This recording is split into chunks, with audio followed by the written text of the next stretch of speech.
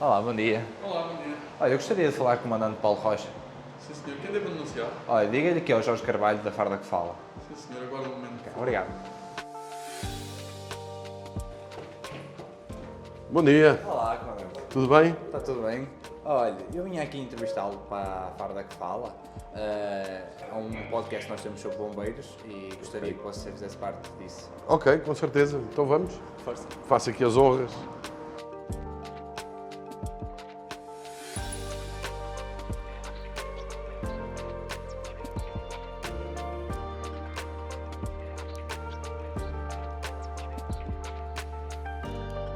Por isso, vamos entrar e subir? Sim. Bora. Então, faz favor. Quem é o Paulo Rocha? Paulo Rocha é um cidadão português, de 56 anos, casado há quase 40, com 2 filhos e que é bombeiro. Como é que surgiu os bombeiros na sua vida, comandante? Eu sou de uma zona onde, ali na década de 80, havia muitos incêndios, a zona do Guincho, Cascais. E na altura, o meu pai foi militar toda a vida, tinha feito a guerra colonial e já tinha falecido. E o meu irmão mais velho decidiu, eu já tinha alguns familiares que eram bombeiros, e o meu irmão mais velho decidiu seguir a carreira de bombeiro. Eu gostava muito dos bombeiros, mas ainda era aquela idade um bocado rebelde, e eu tinha um hobby que era ser columbófilo. Tinha pombos, corria com os pombos, fazia provas com o meu primo. E então andávamos sempre numa discussão, eu e o meu irmão. Ser columbófilo é que é bom, ser bombeiro é que é bom, então um dia fizemos uma aposta. Eu disse ao meu irmão que conseguia ser bombeiro e que ele não conseguia ser columbófilo. O meu irmão, que já faleceu, aguentou 3 meses, eu sou 40 anos de bombeiro. E depois foi para o formador da Escola Nacional de Bombeiros. Eu ingressei nos Bombeiros de Cascais no dia 1 de setembro de 81, faço a minha carreira até o bombeiro primário, e entretanto, ali em 95, o extinto Serviço Nacional de Bombeiros, aparece com uma formação de salvamento em Grandão.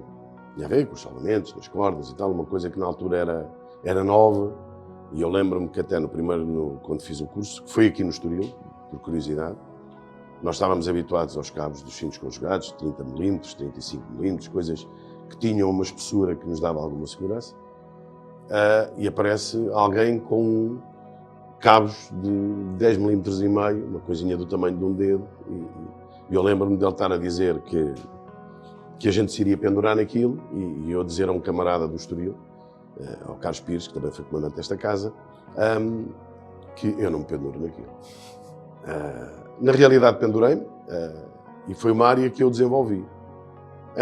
Depois a escola decide criar formadores na área, eu fui um dos escolhidos para ser formador, e no ano 2000, o então presidente da escola, o professor Dr. Luciano Lourenço, convida-me para ser coordenador da área do salvamento em Grandão. Eu, na altura, era funcionário da Câmara, fui requisitado à Câmara de Cascais e então, a partir daí, ingressei na escola, onde permaneci até 2019, à altura que saí para ingressar como comandante dos Bombeiros de Estoril. Uma das coisas que é importante aqui perceber era... Você entra então em setembro de 1981 nos Bombeiros de Cascais, vai até que posto? Vamos lá ver. É preciso perceber aqui um pouco do que é que eram os bombeiros na altura e o que os bombeiros são hoje. Eu passei muito tempo como bombeiro terceira, porque na altura, na realidade, não tínhamos estes problemas de voluntariado. Os corpos de bombeiros às vezes até tinham problemas em ter tanta gente. E eu tive muitos anos como bombeiro terceira porque não havia vagas no quadro para que houvesse qualquer tipo de progressão.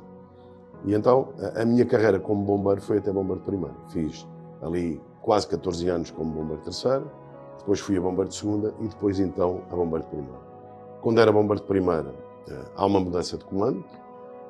O elemento que foi para comando, o comandante João Loureiro, na altura convida-me para ser adjunto dele. Eu estava na altura a iniciar o processo de progressão na carreira para subchefe, e então decidi que sim, aceitei o convite e fiquei-me por ali. Nunca mais progredi na carreira porque as coisas eram vistas de outra forma, ainda não havia a categoria de oficial bombeiro e aquilo que se pensava ou aquilo que era na altura era impensável eu ir adjunto de comando e depois voltar outra vez, fosse para qual fosse a categoria que tinha. Nós, na altura, a nossa mentalidade, aquilo que nós pensávamos era, quando se chegava ao topo, em elemento de comando, quando se acabasse a comissão, era o quadro de honra ao caminho e nunca voltar. Então, decidi na altura, até porque já estava na escola, foi na mesma altura que eu vou para o comando como adjunto de comando, é na altura que eu ingresso como formador interno da Escola Nacional de Bombeiros, com figuras na altura, pessoas carismáticas e que deixaram a sua marca. E então não havia a necessidade de continuar a progredir e eu fiquei-me por ali. Fiquei-me como bombeiro primeiro, foi a minha carreira desde cadete. De cadete saltei logo para bombeiro terceira, nunca fui aspirante, que na altura eram as categorias que havia. Passei para bombeiro terceira, bombeiro de segunda, bombeiro de primeira e depois adjunto de comando e fiquei por ali. Ser bombeiro em 1981 era totalmente diferente de ser bombeiro em 2023. Que lembranças o traz desses tempos?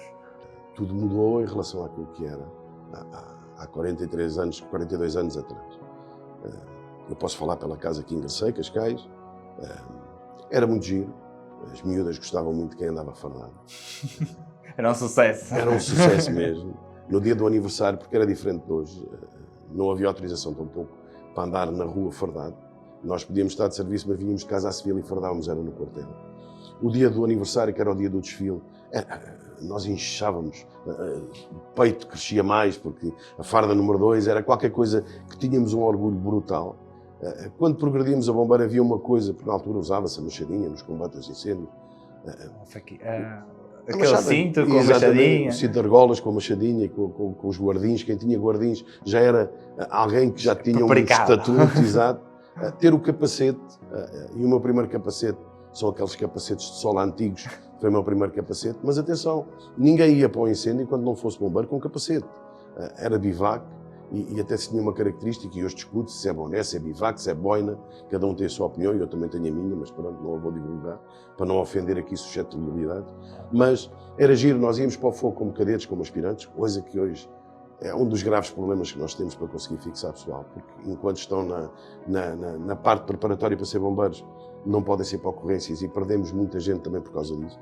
Mas era de bivac, a gente combatia os incêndios, com os batedores, havia aquela... Vamos lá ver. As coisas eram diferentes. O melhor bailarico era o dos bombeiros.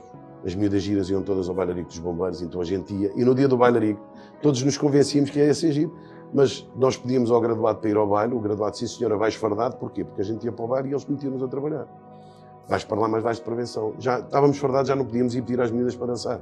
Mas as miúdas viam-nos de fardo e no outro dia reconheciam-nos na rua. Havia também uma coisa que hoje não existe. Havia o tempo militar, a tropa obrigatória na altura, que nos dava uma disciplina completamente diferente. E havia, eu acho, uma coisa que nós deixámos de conseguir passar àqueles que são mais novos. O orgulho pelo aquilo que é ser bombeiro. Com o tempo foi-se perdendo, ok? Ser bombeiro na altura era um orgulho, não era... A própria população via-nos de uma forma diferente que nos vê hoje. Isto tem a ver com tudo, com a evolução dos tempos e com tudo aquilo que se passou. Mas a diferença é só essa. Não somos melhores nem somos piores. Okay? Na verdade, hoje estamos muito mais bem preparados tecnicamente para aquilo que executamos do que estávamos na altura. Tinha umas botas antigas, mas eu tinha 3 anos de bombeiro e não tinha botas. O que eu levava para o fogo eram os ténis. Eu lembro-me que o meu irmão, o falecido irmão, uma vez num incêndio, levou umas galochas e andávamos em cima das brasas, as galochas começaram a derreter e ele andava aos saltos. Eram estas coisas que eu acho que um dos erros é nós também não sabermos, não conseguimos, não é não saber, não conseguimos, até porque o serviço hoje é diferente, a quantidade é muito maior, o stress é muito mais, mas não conseguimos, se calhar, às vezes, passar aos nossos bombeiros hoje estes valores, ok? Receber uma farda era um orgulho, uma coisa brutal. E hoje não, eles entram, têm um equipamento, uma farda número 3, um equipamento, um EPI florestal, um EPI urbano, 2 ou 3 pares de botas diferentes, uma para os urbanos, uma para os florestais, umas para o dia-a-dia, e aqui não se valoriza tanto aquilo que a gente valoriza. Depois também havia a própria vida hoje. Eu, por exemplo, vivi 11 anos num prédio em que havia pessoas que eu, quando saí de lá, estavam lá há tanto tempo como eu, e eu passava na escada nem sequer as cumprimentava. E eu, quando era miúdo, na aldeia onde eu fui criado, se eu passasse por alguém e não dissesse bom dia, à tarde esse alguém passava para o meu pai e dizia que educação deste ao teu filho, que ele nem sequer cumprimenta as pessoas. E quando chegava à casa ao meu pai, a coisa corria mal, quer dizer. Os valores que me foram transmitidos na altura, como eram transmitidos a todos, eram diferentes.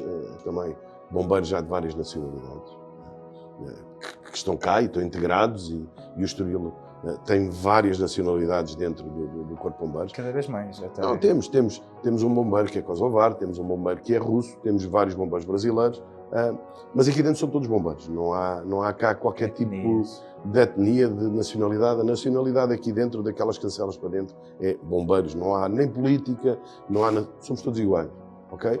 Discutimos o que temos de discutir. Agora, estes valores também com o tempo, e até pela evolução que houve do mundo, foram-se perdendo alguns, e isso é a diferença que existe dos dias quando eu entrei para os bombeiros para aquilo que eu era impensável hoje. Eu lembro-me, mais o meu irmão e o meu primo, vivíamos os três no mesmo sítio, a minha tia vive ao lado da minha mãe, e das 11 da noite ouvirmos a sirene a tocar, da casa da minha mãe ao quartel eram 5 km, e de nós irmos a correr 5 km, porque sabíamos que havia fogo, e de chegar ao quartel e o operador dizer-nos, quem lá estava, dizer-nos o que é que vocês vêm fazer. Então o fogo está apagado, pode ir para casa. E nós fazíamos mais 5 km a pé para trás, mas íamos, satisfeitos. Fomos, respondemos à sirene, fomos lá, e isto era o que era. Hoje já não há esta...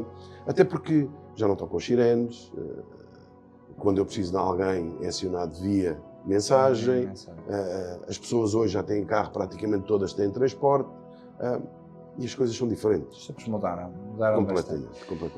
Comandante, e os tempos mudaram, mas uma das coisas que nós notamos que tem vindo a ser diferente é o facto de os bombeiros, ou melhor, a escassez de bombeiros, digamos assim, e acho que é um panorama nacional, não é norte, nem sul, nem centro, nem ilhas, acho que é, na sua opinião, o que é que acha que está a permitir essa escassez? Há muitos fatores, na minha opinião, que provocaram esta falta de bombeiros. Há estes princípios, estas coisas que a gente já falou anteriormente, estes valores que também se foram perder com os tempos. Também há uma coisa diferente. Há 20, 30, 40 anos atrás, não havia muito por onde a gente andasse, e os bombeiros eram também um pouco um escape àquilo que a gente podia fazer. E depois também há tudo aquilo que é a organização a nível nacional e que se foi criando, boa ou má, não é isso que eu discuto, não é o sítio certo para estarmos a discutir isso, mas que também nos retirou bombeiros. E se nós pensarmos, quando foi criada a Força Especial de Bombeiros, onde é que se foram buscar os bombeiros? Onde é que se foram buscar estes elementos? Os corpos de bombeiros. Eram sítios que na altura a oferta era boa, as condições eram boas, e tiraram-nos aqui algum destes elementos. Depois toda a criação destas estruturas todas paralelas àquilo que são os bombeiros. 90% dos elementos destas forças vieram todos dos corpos de bombeiros. E se realmente a certificação do país, todas estas, as pessoas virem para o litoral, aquilo que é a vida hoje, porque o stress da vida hoje é andarmos a correr de um lado para o outro e toda a gente quer profissionalmente ter um bom emprego, e ninguém está disponível para chegar a casa como a gente fazia antigamente, que é chegar a casa do trabalho, lavar a cara, vá lá que me costumava dizer, comer qualquer coisa e adeus até amanhã, eu amanhã estou em casa, mas hoje estou de piquete. As pessoas hoje chegam cansadas a casa, querem descansar, querem ter um tipo de vida diferente, e tudo isto acabou, e depois não há incentivos ao voluntamento. Isto também é a realidade, ok? Mas se eu tiver um filho que sabe jogar a bola, que sabe dar 2 chutes, pode não perceber de mais nada, mas que sabe dar 2 chutes e que seja chamado à seleção 2 ou 3 vezes, é considerado um atleta de alta competição. Tem acesso à faculdade, tem direitos, tem coisas que eu, aos meus filhos, não consigo dar, e, no entanto, ando aqui a apagar fogo há mais de 30 anos e a arriscar a minha vida pelos outros. Não me estou a queixar, mas a realidade é que eu lembro-me que eu, quando fui para a faculdade fazer a minha licenciatura, ok, sim senhora, que tem apoios e tal, o Estado dá. O Estado hoje, o apoio que dá uma licenciatura, dá para pagar uma propina no mês. Repare, se eu tenho aqui bombeiros, e eu tenho, graças a Deus, ainda ontem tive com uma bombeira nossa que está a fazer medicina, acho que já está no 3º ano, e que continua a ser bombeira e que diz que quer continuar a ser, mas eu tenho a noção de que ela, quando acabar a licenciatura e que começa a exercer, não vai ter tempo, porque os bombeiros não têm saída para esta gente.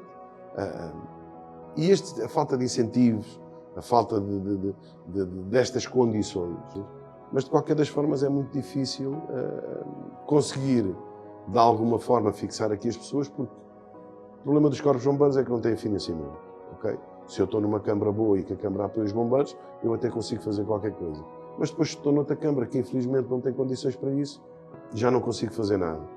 Não consigo dar um ordenado, um vencimento condigno aos meus bombeiros. Andamos aqui sempre a tentar puxar, e uma das coisas que se tem visto nos últimos anos é aqueles que têm condições financeiras boas começam a aliciar os bombeiros do vizinho. E tudo isto tem auxiliado um pouco que o voluntariado se acabe.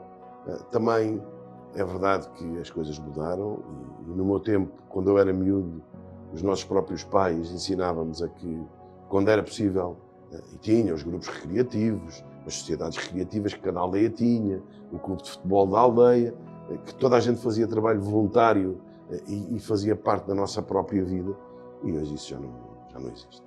Antigamente quase a gente pertencia a uma associação, fazia um voluntariado, e a realidade é que os tempos de hoje e a conjectura nacional e o dia-a-dia, o stress que é incutido nas pessoas, temos de ser realistas, não permite. Não. As pessoas cada vez mais têm mais deveres, mais responsabilidades. E depois a própria imagem, vamos lá. É uma das coisas que se discute, e vocês estão dentro da área melhor do que eu, a imagem dos bombeiros. Ok, a imagem trabalha-se, mas a imagem tem custos. E se eu não consigo ter condições para poder remunerar os meus bombeiros de uma forma como eu gostava, eu também não tenho capacidade para poder pôr alguém a explorar a imagem e a criar aqui uma imagem dos bombeiros em geral. E depois, quando aparece, porque, como costuma dizer, a notícia não é o cão que mordeu o homem, mas sim o homem que mordeu o cão. A imagem que, a maior parte das vezes, e alguns órgãos de comunicação social, e não vou nomear nenhum porque não é por aí, mas nós temos outras forças que também estão ligadas à nossa área, que têm um gabinete próprio para explorar a imagem, para poder fazer tudo isto. Nós não, infelizmente, nós temos uma estrutura que é do Estado, que nos, de alguma forma, nos gera, nos dá as regras para a gente cumprir, mas que, da minha perspectiva, é uma estrutura que não está preocupada com a imagem dos bombeiros. Até porque se tem criado estruturas paralelas àquilo que a gente faz. E a nossa imagem que sai para o exterior, ok? Às vezes, e desculpem-me a sinceridade, mas às vezes é o que eu vejo, parece que a nossa própria estrutura permite que nós saímos para o exterior de uma forma errada para que se justifique a criação de outras estruturas paralelas. E tudo isto, depois, vamos lá ver, nós quando éramos miúdos, todos queríamos ser ou militares ou bombeiros. Hoje é verdade que há aí, todos os anos dizem que os bombeiros ainda são aqueles que mais, não sei o quê, mas na realidade os miúdos quando começam a crescer e começam a ver isto, então, mas eu vou para o bombeiro por aqui, para andar ali a levar com fogo, para levar com fumo, e depois vou para o acidente e faço isso. Quer dizer, esta imagem que sai às vezes também limita um pouco aqui. O comandante foi, segundo o que eu tenho aqui a referência, de 2014 a 2019, nos Bombeiros da Pontinha, comandante. E gostaria de saber se ficam algumas memórias, alguns sentimentos dos Bombeiros de Pontinha. Sim, sem dúvida. Eu tive cerca de 7 anos fora da atividade operacional. Estava ligado na escola, aos comandos, mas estava fora da atividade operacional. Em 2014, a senhora Maria José Guedes, a Presidente dos Bombeiros da Pontinha, ainda hoje Presidente dos Bombeiros da Pontinha, faz-me o convite para ir comandar os Bombeiros da Pontinha. Se bem que estamos dentro do Distrito de Lisboa, e eu tinha sido aqui de Cascais, mas é uma zona completamente diferente daquilo que é os bombeiros deste lado. Um corpo de bombeiros muito mais pequeno, um município com muito mais dificuldades do que Cascais, um corpo de bombeiros novo. Eu vinha de um corpo de bombeiros com mais de 100 anos, vou para um corpo de bombeiros que ainda nem sequer tinha 40 anos, com material um pouco obsoleto, com mentalidades completamente diferentes. Então o desafio foi pôr aquele corpo de bombeiros e que fosse equivalente àqueles que... E tinha algumas razões. Eu lembro-me que na primeira reunião que tive com o corpo de bombeiros, a gente não vai para lado nenhum, os outros vão, a gente estamos aqui fechados, aquilo é uma zona complicada, porque tem ali uns bairros complicados, umas coisas complicadas. Então foi um trabalho que na altura, em conjunto com um elemento que eu venho buscar aqui ao Estoril, que hoje é o comandante dos Bombeiros da Pontinha, eu venho buscá-lo para o meu segundo comandante, e nós delineámos ali uma estratégia para o Corpo de Bombeiros. Foi um trabalho espetacular. Foi um corpo de bombeiros de que eu tenho muito boas memórias, que me deu muito orgulho de comandar, que hoje continuo a ter um carinho especial pelo corpo de bombeiros e que saí só por uma razão. Passado 4 anos fazem-me uma proposta que tinha a ver com um desafio e com uma proposta profissional. E falando assim à português, a gente tem que pagar contas. E eu, na altura, porque foi a primeira vez que eu fui profissional do Corpo de Bombeiros, foi aqui no Estoril, eu fui sempre voluntário, e na Pontinha era comandante, mas era voluntário. E foi a única razão que me levou a sair da Pontinha, foi essa. Foram 4 anos espetaculares. 4 anos de ver um Corpo de Bombeiros crescer, evoluir, mudar a sua própria mentalidade e deixá-lo ter a noção que, quando saí, o deixei ao nível de todos os corpos de bombeiros que possa haver no nosso país. Um nível alto, em termos formativos, muito alto mesmo. Em termos de equipamentos, conseguiu-se renovar o equipamento, conseguiu-se renovar um pouco a frota dentro das nossas possibilidades, mas para a área que era, a resposta estava dada. E pôr um corpo de bombeiros, deixar um corpo de bombeiros em que o comandante que ficou continuou com o trabalho, porque na realidade o projeto também era dele, mas sair com a certeza de que deixei aquele corpo de bombeiros no topo. E sempre lhes disse a eles, e eles têm o feito, crescer é fácil. Depois manter-nos lá em cima é que é difícil. Agora tenho a certeza, tenho muito orgulho de dizê-lo, foi um corpo de bombeiros que me deu muito prazer comandar. Uma direção espetacular que sempre, dentro das suas possibilidades, sempre deu a resposta ao comando e ao corpo de bombeiros dentro daquilo que era possível. E que é qualquer coisa que até o resto da minha vida nunca mais vou esquecer. E depois surgiu o Estoril. O Estoril é uma ligação muito antiga. Eu, desde que entrei para os Bombeiros de Cascais, e havia aquelas, na altura, aquelas guerras de quintal, e nós, o Estoril, sempre foi um corpo de bombeiros muito próximo de Cascais. Eu lembro-me, e na altura, porque era um corpo de bombeiros que já tinha uma dimensão diferente de qualquer um do Conselho, nós vimos muita vez, quando foram criadas as regiões, por exemplo, foi criado um badge de Lisboa e Val do Tejo que se punha nas fardas. Nós, nos nossos quartéis, só recebíamos um cada um, mas o primeiro CCO que houve no país foi aqui no Estoril. E, na altura, a gente vinha sempre cumprimentar o Dr. Artur Gomes, que na altura era segundo comandante desta casa. Vinhamos o cumprimentar porque não trazíamos o emblema, o badge. E quando vinhamos, porque o Estoril tinha, que era o CCO, entrávamos, pedíamos autorização, aquelas coisas antigas que havia, pedíamos autorização para cumprimentar, subíamos, e ele dizia logo, então, o emblema da região e tal. Não há, faz favor, vai lá abaixo e dá lá um emblema a cada um, faz favor. E a ligação com o Estoril sempre foi, depois tive uma ligação com algumas pessoas, que éramos todos da mesma idade, eu toquei na fanfarra há muitos anos, nós tocávamos na fanfarra iguais, depois quando era o Carnaval fazíamos uma fanfarra conjunta para ir ao curso, e a minha ligação sempre foi muito grande. Quando em 2008 decidi passar ao quadro de honra em Cascais, o Estoril, o Paulo Serra, que acabou por ser o meu segundo comandante da Pontinha e hoje o comandante da Pontinha, lança-me um desafio que era criar, quando saem aquelas obrigatoriedades de X horas de formação anuais, X horas de serviço operacional, e ele aparece-me com um projeto de formação, de instrução, de treino do Corpo de Bombeiros.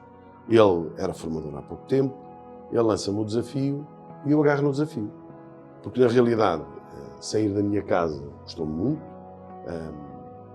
e não queria voltar lá tão cedo, porque, na realidade, foram situações que não interessa focar agora, já passaram, já vão muitos anos, mas, na altura, eu decidi que não vou lá voltar tão cedo, mas não queria deixar de estar ligado a um corpo de bombeiros e, na altura, o Estoril, durante aqueles anos que eu tive fora do ativo, foi o Corpo de Bombeiros onde eu passei a minha vida.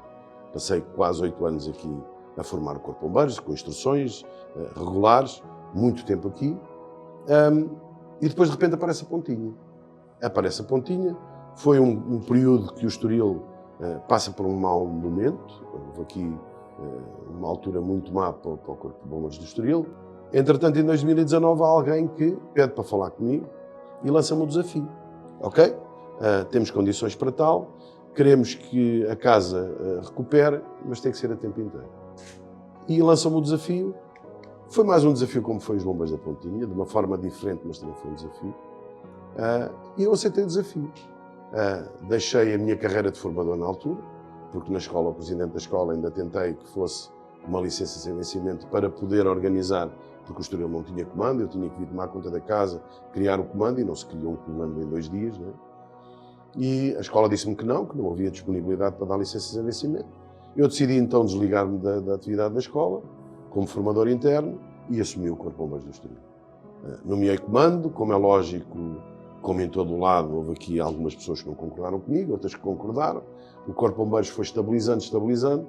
Hoje o Corpo de Bombeiros está estável, está saudável, aconselha-se, mas está com o mesmo problema que todos têm. Subir a gente sobe de preço. Levar o Corpo de Bombeiros a um sítio de destaque é fácil desde que tenhamos apoio. E aqui há que referenciar uma coisa muito importante. Nenhum Corpo de Bombeiros funciona quando as direções não vão no mesmo sentido que o Corpo de Bombeiros. Comandante, e com uma vasta experiência de comando que tem, ser comandante no Distrito de Lisboa é totalmente diferente de outras regiões do país e até outros locais, porque o comandante, como formador da escola, já correu se calhar o país e até fora do país. E qual é a sua experiência na área, tendo tanto conhecimento disso, como é ser comandante no Distrito de Lisboa? Bom, primeira coisa, ser comandante no Distrito de Lisboa não tem nada a ver com ser comandante no outro Corpo de Bombeiros. E porquê? Se vocês forem a Chaves, a Frei de Espada à Cinta, Santarém, Faro, toda a gente sabe quem é o comandante dos bombeiros. Vem ao Distrito de Lisboa, seja em Odivelas, em Loures, em Oeiras, em Sintra, em Cascais, ninguém sabe quem é o comandante. O comandante até pode passar na rua, fardado, com o nome, é uma pessoa exatamente igual a outra. A diferença também é que, ao contrário do que muita gente pensa, ser comandante dentro do Distrito de Lisboa é muito mais difícil do que ser comandante no interior, noutro tipo de local do país. Se acontecer alguma coisa em Freixo que os bombeiros façam, que correu mal, toda a gente diz, não, os bombeiros coitados fizeram o que puderam. Se eu for, por exemplo, com os meus homens para um acidente na Marginal e quando chegarmos lá a vítima está em paragem, já não deu para recuperar, e nós estivemos em manobras, uma data de tempo, mas não conseguimos recuperar a vítima, passado 10 minutos toda a gente diz a vítima faleceu por culpa do bombeiro. São zonas completamente diferentes, temos formas, nós próprios bombeiros temos formas de ver as coisas completamente diferentes. Coisas completamente diferentes, são realidades completamente diferentes, mas em termos de organização, em termos se bem que aqui os corpos de bombeiros estão muito mais próximos, só para que se consiga perceber, Cascais tem 5 corpos de bombeiros, Sintra tem 9, Oeiras tem 7. E estamos aqui num espaço pequeno. Por exemplo, Odmira, que é o maior concelho do país, tem agora, há uns anos, Mil Fontes, que também já é um corpo de bombeiros, mas antigamente era Odmira e a secção de Mil Fontes. Aqui as diferenças vêm-se. O stress é muito maior. A vida aqui neste tipo de local vive-se de uma forma muito mais rápida. Não temos tantos incêndios florestais, mas temos muitos incêndios urbanos, temos muitos acidentes, temos muita emergência para o hospital. E muito resgate, sendo o comandante formador da escola da área, não, temos. Junto à Marginal. Um dos problemas, um dos medos que nós temos agora, há situações que não vale a pena a gente estar aqui a referir, mas são coisas tão dispares que aqui o comandante dos bombeiros tem que estar preparado para tudo isto. E eu fui formador de elementos de comando durante muitos anos na escola. Um dos cuidados que eu sempre tive quando dava formação aos comandantes era tentar passar isto para eles, que é verdade que eles têm um incêndio florestal, mas o incêndio florestal é aquilo que a gente sabe, é mediático, quando não há política em agosto, quando a Assembleia está fechada, quando toda a gente vai para a praia não há notícia, então é muito mediático nessa altura. Aqui as coisas acontecem a uma velocidade tão grande, que um comandante de bombeiros tem que ser alguém que esteja muito bem preparado, porque se não o tiver, pouco tempo tem de mandato, porque rapidamente cai, como costuma dizer, porque não consegue dar resposta àquilo que há, porque é tão rápido, que não vale a pena, que o comandante ou é alguém que está bem preparado e tem um bom comando, atenção, como um bom corpo de bombeiros preparado para isso, ou então não dura muito. E o comandante, no tempo que esteve ausente dos bombeiros, quando pediu o quadro de honra, ficou a ser funcionário da escola e, enquanto formador interino da escola, teve 7 missões a cargo da escola. Não. Da escola só 3 missões. Três O resto missões. foi por parte do Corpo de Bombeiros de Cascais. Ok. Mas ao todo contabilizamos Sete. sete missões, 2 em Moçambique E o resto em Cabo Verde. e o resto em Cabo Verde.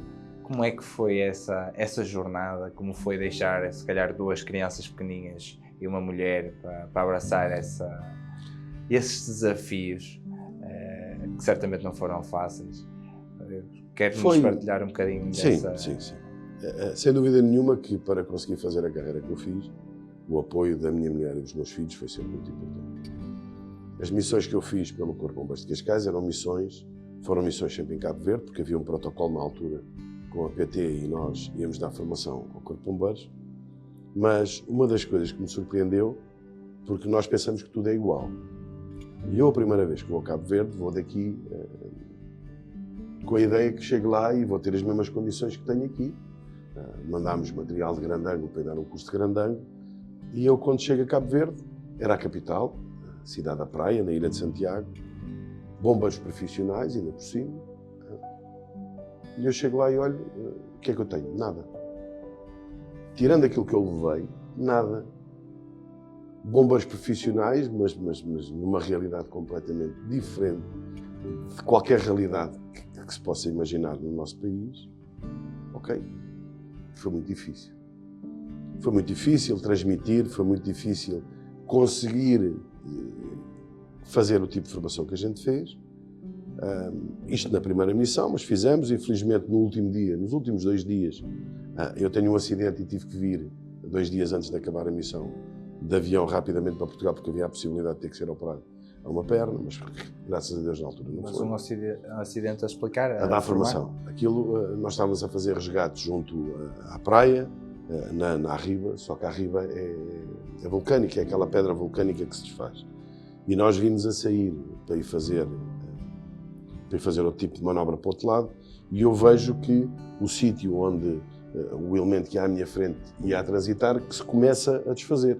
E eu dou um salto para o empurrar, para ele não cair, mas ele não cai, ele caiu eu. E como aquilo era ali à beira do mar, a maré estava vazia, tinha aqueles seixos cheios de limo, eu quando meto a perna para tentar, de alguma forma, estabilizar, fiz uma torção do joelho. Torção do joelho, afetou o ligamento, enfim, criou logo um inchaço, então tive que ir de avião rapidamente, porque havia a possibilidade de haver uma ruptura dos ligamentos e ter que se fazer a cirurgia. Anos depois, isto só para tentar de alguma forma enquadrar aquilo que era a formação. Nós fizemos a formação, os sacos com o equipamento foram entregues ao Corpo de Bombeiros, ficaram lá dentro de uma sala. Cascais, na altura, também tinha oferecido uma ambulância. Nós tínhamos uma geminação com os bombeiros americanos de debate em Cascais e tinha sido enviado para lá uma daquelas ambulâncias, os caixotes tipo americano, e ficaram lá os sacos guardados numa arrecadação. Passado 2 anos, isto foi em 2002, se eu não me engano, em 2004, eu e o comandante voltamos lá para ir dar desencarceramento. Há uma nova recruta do Corpo de Bombeiros e tal. E quando chegámos, para nosso espanto, os sacos com o material de grande ângulo que a gente tinha levado e tinham deixado numa arrecadação estavam exatamente no mesmo sítio, com a arrecadação fechada. Então, mas não usam equipamento para quê? Para não estragar. Então, mas onde é que estão os bombeiros que a gente deu a formação? Já só havia 2. A ideia deles era mesmo esta, de que não se fazia só para não se estragar. E então foram ali algumas missões que a gente fez para tentar transmitir conhecimentos, socorrismo, desencarceramento, combate a incêndios, o grande ângulo, mas que a ideia que eu sempre tive era que estávamos a fazer qualquer coisa que não tinha qualquer tipo de resultado. Okay? Era obrigatório que a PT desse aquela formação, nós íamos dar a formação, mas não servia de nada, não ia ter resultado. Em 2008, quando eu saio para o quadro de honra, e era uma forma de eu também, de alguma forma, desanuviar um pouco do Corpo de Bombeiros, a Escola Nacional de Bombeiros, através da autoridade, porque as missões da escola vêm sempre via autoridade, eu sou chamado ao Presidente e o Presidente faz-me o convite de eu ir a Moçambique, Maputo, dar o primeiro curso de bombeiro, primeira formação inicial de bombeiros, que iria ser dada em Moçambique, no pós-independência. O Corpo de Bombeiros de Moçambique era a Salvação Pública de Lourenço Marques, era português, desde que foi extinto nunca mais os bombeiros em Moçambique tiveram formação. Então eu aceitei o desafio e vou a Moçambique em 2008. Ainda fiquei mais... É mesmo daquelas coisas que nós chegamos. A cidade de Maputo é uma cidade brutal, é uma coisa linda. O Corpo de Bombeiros tem um quartel que ainda foi feito pelos portugueses, está meio feito, meio estava para fazer, isto em 2008, nunca mais lá voltei. Em termos de veículos, nada. Tinham 2 prontos-socorros, 2 Renaults, e uma delas até tinha um depósito roto, era de fibra, e eles estavam lá a tentar, de alguma forma, reparar. Não vi material. Foram 3 meses muito complicados. É uma experiência brutal, mas foi qualquer coisa que é surreal. Eu começava a dar aulas às 8, às 8h15 eu tinha 40 alunos a dormir em cima da secretária. A sério, isto era tão simples quanto isto. Então, aquele era o primeiro curso para ver se realmente a coisa corria bem, e se corresse bem, a Embaixada de Portugal ia adquirir equipamento para o curso do ano a seguir. Então, eu servi um pouco de cobaia. Fui eu que depois defini qual era o equipamento que era necessário para dar o curso, sempre com a salvaguarda de que o material não podia ficar no Corpo de Bombeiros, porque se ficasse ia se estragar, teria que ser material que fosse serviço para dar a formação, mas que depois fosse outra vez recolhido. Sei que em 2009 voltou a haver um segundo curso, fui convidado para ir, mas nos moldes que era o segundo curso eu já não quis ir, até porque é muito difícil aquilo que ainda há pouco falámos. Os meus filhos eram pequenos.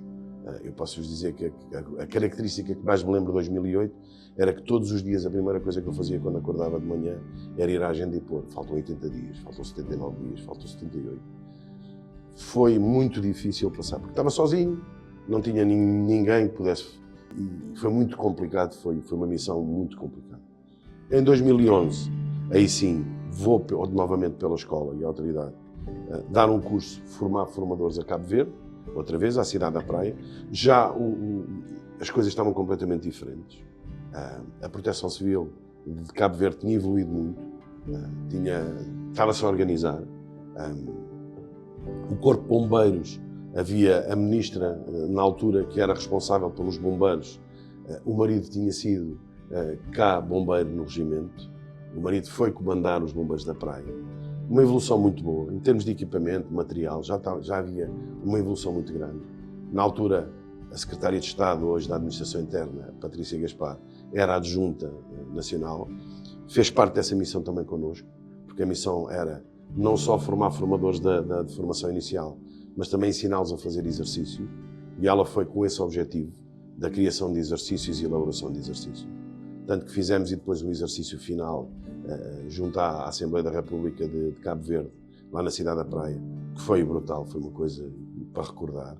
E aí sim vi resultados, porque vi que na realidade Cabo Verde tinha evoluído muito e que aquilo que nós estávamos a fazer era qualquer coisa de bom. Nunca mais fui convidado para ir a Cabo Verde. Não sei se aquilo realmente depois teve resultados ou não, porque nunca mais lá fui, eu não sei. E em 2012 sou convidado para fazer parte de uma equipa para criar o Corpo de Bombeiros da barragem de Cahora Bassa, em Moçambique. Um projeto totalmente diferente. Passava pela aquisição de equipamentos, a aquisição de veículos, criar um Corpo de Bombeiros mesmo que desse apoio não só à barragem, como também à vila que dá apoio à barragem, ao Sul. Foi um dos melhores projetos que eu integrei. Fizemos uma seleção prévia, o team leader, o comandante Guilherme Isidro, hoje comandante Lorém, era ele que estava a liderar a operação, fez uma preparação da missão que foi escolher a operação. A formação era para formar 30 bombeiros, mas nós decidimos, em termos de formação, formar 60 para escolher 30, porque a rotação era capaz de ser ali. A África não é a mesma coisa que a Europa, totalmente diferente. Em África há muito aquela ideia que se faz formação para eles, mas o resultado é sempre positivo, independentemente de tudo. Uma das coisas que nós conseguimos logo de início foi mostrar que se eles realmente não se empenhassem e se pensassem que aquilo era só para passar tempo, eram todos eliminados. Outra das coisas foi, durante o curso não há álcool para ninguém, e tivemos que matar uma das cobras, porque logo no princípio do curso, no segundo dia, há um que aparece já um pouco tocado e foi eliminado do curso. E foi muito bom porque isto foi um alerta para os outros. Mas depois foram quase 4 meses de uma atividade, porque é totalmente diferente estarmos a trabalhar. Eu As pessoas hoje dizem, está 30 graus, está muito calor. A gente quando chegou até estavam 51 graus. Qualquer coisa que nós não estávamos habituados. Mas rapidamente nos habituámos. Maputo é uma cidade linda, brutal. Mas na altura, em 2008, era uma cidade complicada. Havia sítios que o próprio oficial da nação não garantia a segurança para nós. Nós só podíamos circular ali em 2 ou 3 avenidas, se bem que as avenidas em Moçambique têm 22 km, é qualquer coisa que dá para a gente se cansar. O Songo era no interior, íamos todos com medo que fosse diferente, que fosse pior. Foi um projeto brutal. Foi qualquer coisa que me deu um gozo enorme. Ainda hoje tenho contacto com eles, porque a escola depois, ainda hoje mantém formação de atualização com Cabora Bassa. E durante muito tempo tiveram lá elementos que foram elementos de comando cá. Foram experiências muito boas. Foram experiências que me mostraram na realidade e me ensinaram muito como formador e como pessoa hoje. E também para perceber realmente o que é que são os bombeiros. Inclusive, há coisas que ainda hoje me fazem confusão. Eu, além desses projetos de formação, também fiz parte de um projeto europeu que a escola teve integrada, que foi o projeto Ignis. Tinha a ver com simuladores de formação, de combate a incêndios florestais a nível europeu, onde estavam integrados os ingleses, os espanhóis, os franceses, os italianos, os portugueses.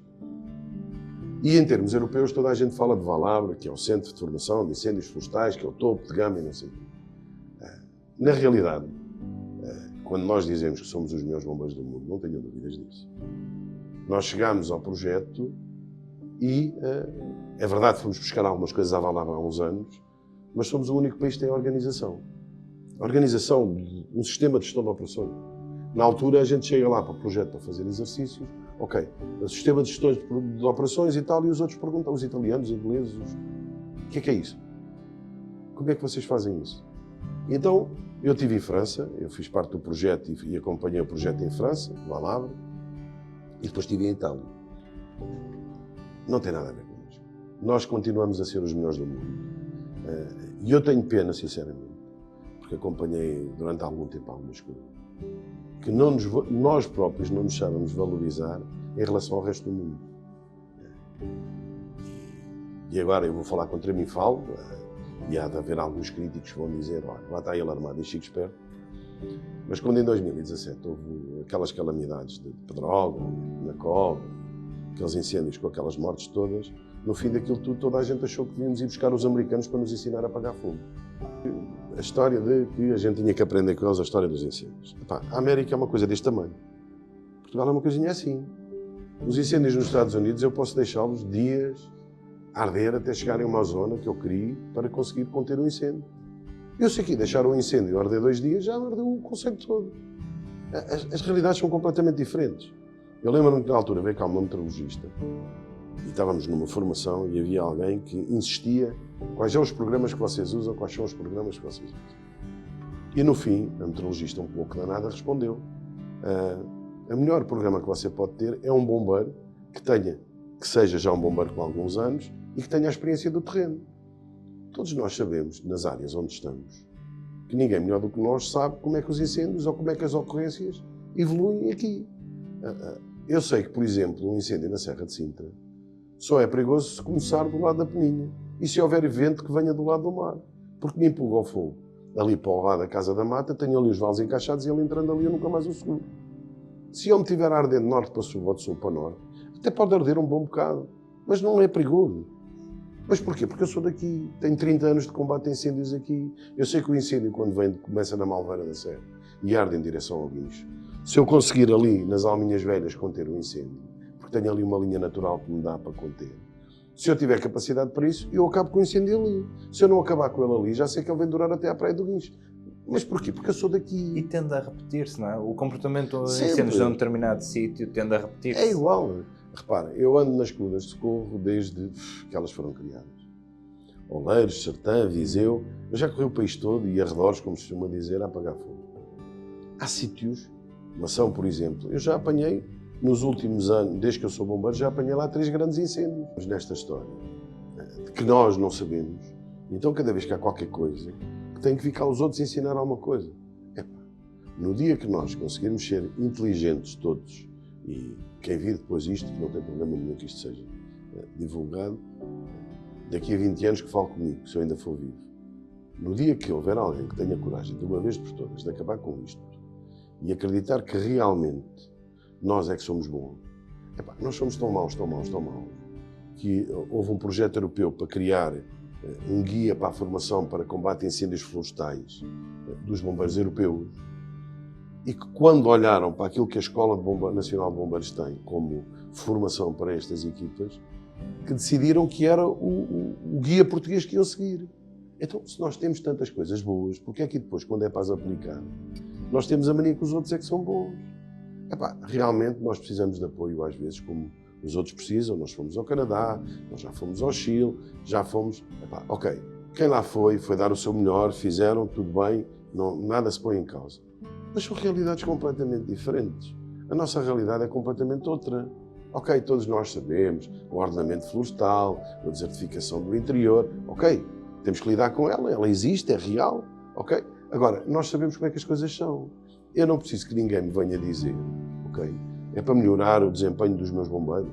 Ok, ainda agora, porque são discussões internas que eu tenho com o meu segundo comandante, o INEM saiu com regras novas sobre o colar cervical, sobre o colete de extração, e nós discutimos, mas é uma discussão saudável para poder melhorar o desempenho dos meus bombeiros e que deve ser feita. Agora, uma vez por todas, Portugal não é os Estados Unidos, Portugal não é o Canadá, Portugal é Portugal. Okay? Mas acho que nós nos desvalorizamos e por vezes fazem com que desacreditemos de nós. Exatamente. Isso leva a tudo aquilo que a gente falou. Leva a que aqueles que são bons e que são teimosos, como eu costumo dizer, as estruturas rapidamente agarrem neles. E temos bons exemplos. Grandes comandantes de bombeiros, eu não vou citar nome nenhum, por várias razões. E para também que ninguém fique ofendido comigo. Mas na realidade, se a gente for à ANEPS, se a gente for à GIF, se a gente for ao ICNF, okay? O único sítio que não é tão visível, porque é um sítio diferente, tem uma forma diferente de fazer as coisas, é a GNR. Porque se a gente for a todos os outros agentes que contribuem para o combate e para estas coisas, quem é que são os técnicos que lá estão? Quais são os bons técnicos que têm? De onde é que eles vieram todos? São aqueles que são teimosos e que realmente são bons, então a gente vai buscá-los. E quando a gente faz isto, ok, os outros que estão no Corpo de Bombeiros também podem vir a ser bons, mas para isso têm que ser formados, têm que ser ensinados, têm que ser treinados. Se eu retiro a alma ao Corpo de Bombeiros, que fazia tudo isto, o que é que me vai acontecer ao Corpo de Bombeiros? Primeiro que o Corpo de Bombeiros consiga voltar a ter um elemento destes, são anos e anos. Abala essa estrutura. Completamente. Desfalca-se tudo. É um pouco a história ok, a segurança. Claro que a gente tem que fazer as coisas com segurança. Claro que a gente tem regras para cumprir. Mas também temos que ter a noção de que nem tudo ao mar, nem tudo à terra. E que temos uma profissão, ou ser voluntário como bombeiro, é por si só arriscado, não é? Vamos lá pensar. A PSP, a GNR, que anda nas ruas... Profissão de risco. É uma profissão de risco. Ele sabe que quando vai entrar no bairro, está sujeito a que haja lá alguém com uma pistola e que lhe dê um tiro. Então pronto, então vamos fazer assim. Okay? A única forma de não correr mal é não entrar no bairro. Okay? Então, deixa-me lá estar todos. E a gente não entra. E continua a haver aquilo que há, as ocorrências que há e aquilo que há. Mas pronto, uma coisa a gente tem a certeza. Segurança. É que estamos em segurança. Então, eu vou para um incêndio, ok? O que é que a regra de segurança me diz? Se eu me aproximar muito do fogo, aquilo aquece e queima. Ok? Ok, eu vou no carro, quando sair daqui com o grupo, posso ter o azar, a meio do caminho, rebentar-me um pneu, capotar e eu ficar lá encarcerado. Então se calhar é melhor não ir. Porque assim já não tenho um acidente. Vamos lá ver. Isto tem que começar a ter algum controle. Quer dizer, não vamos ser extremistas. Nem tanto ao mar, exatamente. Nem tanto à terra. Agora, há uma coisa que é verdade. E quem não quer correr riscos, se calhar não é esta a vocação. Não está no sítio Não está no sítio certo. Agora, sem dúvida nenhuma, e convençam-se disto, nós somos dos melhores bombeiros do mundo. Não tenham a mínima dúvida. Temos dos melhores técnicos, temos dos melhores bombeiros, ok? E somos nós próprios é que não nos valorizamos a nós. Comandante, é muito bom o facto de alguém com tanta experiência nesta área e chegar ao fim e ter conhecido tanto e reconhecer que nós somos os melhores bombeiros e defender a causa e defender a bandeira nacional e aquilo que é nacional. Não costuma dizer o que é nacional, é bom. É bom. Mas estas missões, todo este compromisso que você teve durante 36 anos de bombeiro, 56 de idade. Como é e o que é que sente uma pessoa ao fim destes tantos anos de compromisso com esta causa? Realizado. Acima de tudo, um sentimento de realização, um sentimento de que transmiti tudo aquilo que sei. Ainda tenho muito para transmitir ao futuro, mas até agora, que deixei uma marca. O Paulo Rocha é conhecido, como eu costumo dizer, até em Moçambique, mas que deixa uma marca válida, uma coisa boa, que continuo hoje a ter, e aquilo que fiz com as missões, com a formação na escola. Arranjei muitos amigos, poucos inimigos, mas muitos amigos. E que, na realidade, consegui fazer aquilo para que me, de alguma forma, voluntariei com 14 anos, que foi, tal como tu disseste, defender a causa, defender aquilo que é nosso, mas defendê-lo com razão, defendê-lo com a realidade. Okay? Conheci muita gente que me transmitiu também aquilo que eu sei e os princípios que, na realidade, os bombeiros são. Mas, acima de tudo, ter o sentimento de realização. Okay? Saber que, por onde passei, as pessoas têm uma boa imagem minha, por onde passei, que continuo a ser conhecido pelo aquilo que fiz e que foi bom, e, acima de tudo, achar que ainda não acabei. Ainda me faltam alguns anos, ainda me falta fazer muito mesmo, neste momento aqui no Estoril, mas pelos bombeiros portugueses fazer sempre tudo. E tentar de alguma forma que aquilo que eu fiz e que aquilo que eu transmito e aquilo que eu sou, mostre às pessoas, àqueles que podem, que vale a pena ser voltado. E que, de alguma forma, vale a pena lutar pelo aquilo que nós somos. Porque, na realidade, é qualquer coisa de bom. É aquilo que eu acho. É sentir-me, acima de tudo, realizado. Mas como pessoa também perdeu momentos importantes na sua vida. Muitos. Porque isto é uma ocupação. Eu posso-vos dizer, ainda ontem falava com um colega nosso, um camarada nosso, que tem um filho pequeno agora, e eu muitas vezes digo isto. Nunca ninguém me cobrou, nem os meus filhos, nem a minha mulher, mas eu tenho hoje a noção de que fiz coisas completamente estúpidas. De deixar a minha mulher, por exemplo, no meio da via do infante ir mandar uma coluna por um fogo, de coisas que na realidade são estúpidas, mas que o amor que nós temos à farda que vestimos e àquilo que somos nos leva a fazê-lo. E uma das coisas que eu espero que os meus filhos me deem e que eu consiga acompanhar é aquilo que eu não fiz aos meus filhos, foi acompanhar o crescimento deles. Perdi muito dos meus filhos. Se marcou ainda hoje? Sim, muito.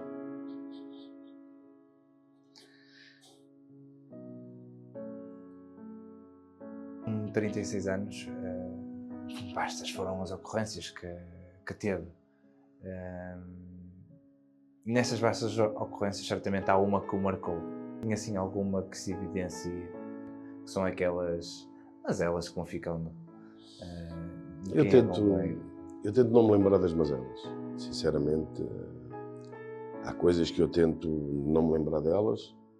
Serviram para aprender, serviram para tentar melhorar o meu desempenho, mas para tentar de alguma forma ser saudável e continuar a ter alguma sanidade, eu tento de alguma forma estar arrumado num canto. Não me cingir às ocorrências que eu fiz, àquilo que eu vi, às percas de camaradas que eu tive. Tento de alguma forma não me lembrar delas.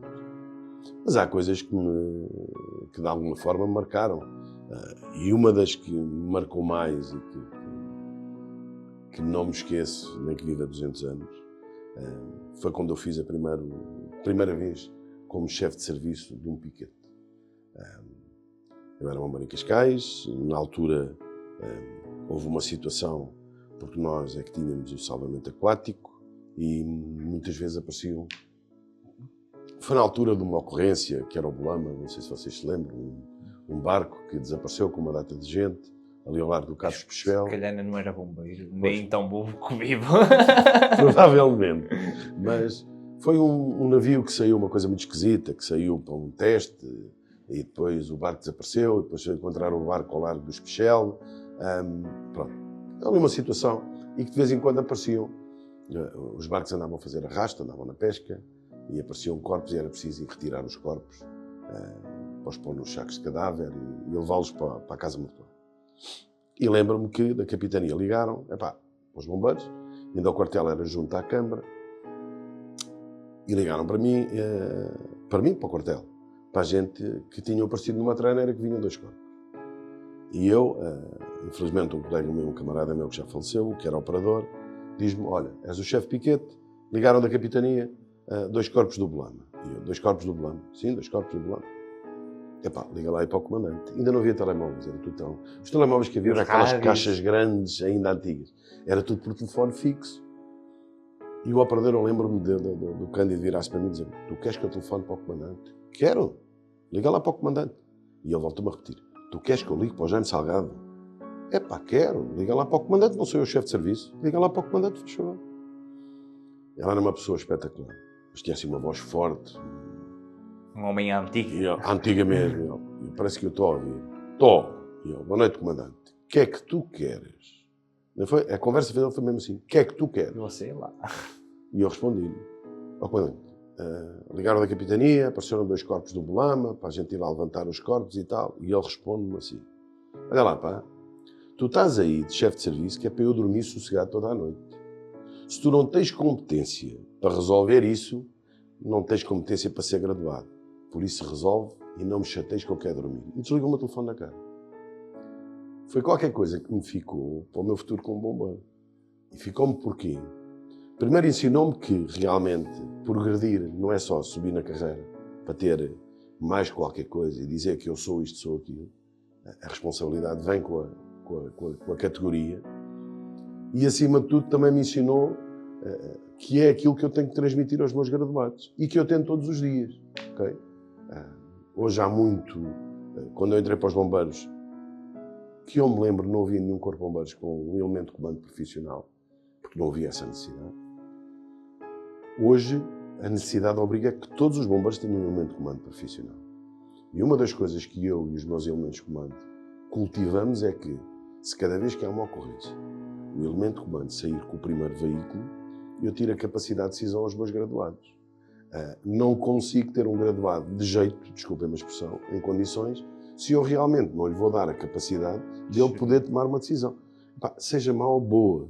E os meus graduados sabem que eu estou farto de lhes dizer. Eles até podem tomar uma decisão má. Eu vou sempre defendê-los. Depois, quando chegarmos ao quartel, e nesta casa há o terrível vício de cada vez que vimos de uma ocorrência com gravidade, fazer um debriefing no quartel, eles podem chegar ao quartel e eu até, como se costuma dizer em português, dar-lhe nas orelhas e dizer-lhes que eles estão errados, provando-lhe como é que eles vão fazer. Mas no local, eles têm que tomar a decisão, seja má ou boa. Pior do que tomar uma má decisão é não tomar nenhuma. E então isso ensinou-me que uma das coisas que eu deveria sempre passar aos outros é que eles têm que ter capacidade de decisão. E é isso que eu tenho feito. O resto, mau ou bom, eu tratei dele na altura. É a minha forma de lidar, como cada um tem a sua forma de lidar. Passei por coisas más, eu assisti à morte em Águeda daqueles bombas todos, de Armamar, de outros incêndios. Apesar de não se lembrar disso e ter vivido isso de perto, como é e o que é que se sente nesses momentos? Sem explorar muito, sem sermos muito invasivos. Revolta. Revolta por 2 formas. Revolta primeiro porque é alguém que é nosso camarada, independentemente da gente o conhecer ou não, que está a fazer exatamente o mesmo que nós e que acabou por cair para o lado para defender aquilo que é dos outros. A revolta que vem com os anos de bombeiro, de saber que as pessoas na altura, beijinhos e abraços, mas passado 2 dias, já ninguém quer saber de nós. E a revolta de ver que houve alguém que ficou sem um filho, sem um marido, sem um pai, sem uma mãe, e que, ok, as indenizações valem o que valem, o dinheiro vale o que vale, mas vai ser alguém que nunca mais vai ter no futuro a presença daquela pessoa que era importante para alguém. E então o sentimento é de revolta. E então, para não ser alguém que se revolta toda a vida, analisa-se, sofre-se na altura, passa-se o que se passa e arruma-se. Foi aquilo que eu sempre fiz, é a minha maneira de lidar com isto. Agora, o sentimento foi sempre esse, sempre o de revolta.